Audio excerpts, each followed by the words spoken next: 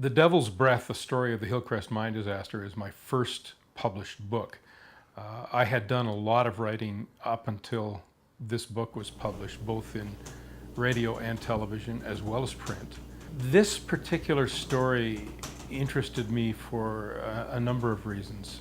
The Hillcrest Mine disaster happened in 1914 in the Crowsnest Pass, the small town of Hillcrest, which is right next door to the Frank Slide. Mining in those days was mostly underground, and all of the mines were threatened by methane gas.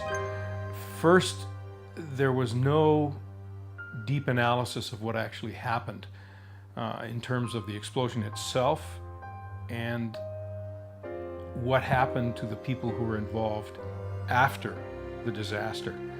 And it was the human element of the story that held a particular fascination for me. It was and is the worst mine disaster in Canadian history, but it was underreported. The cause of the disaster was fairly clear, but all the parties wanted to keep the mine open. If someone was blamed for the disaster, the likely outcome would have been that the mine went bankrupt.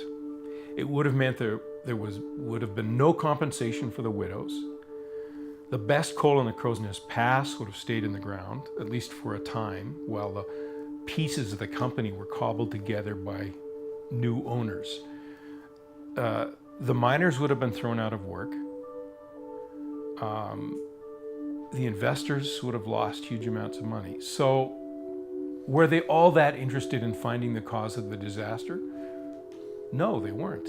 The fact that 189 men died in this disaster is an immense tragedy because the men didn't live out their lives.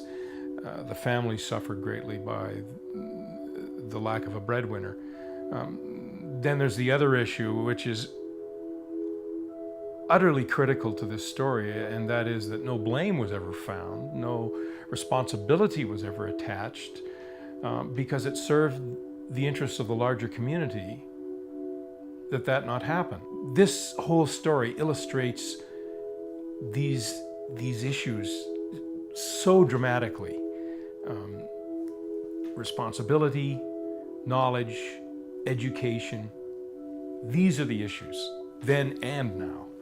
And maybe that's what people can take away from reading this book and applying what happened then to what could and does happen now.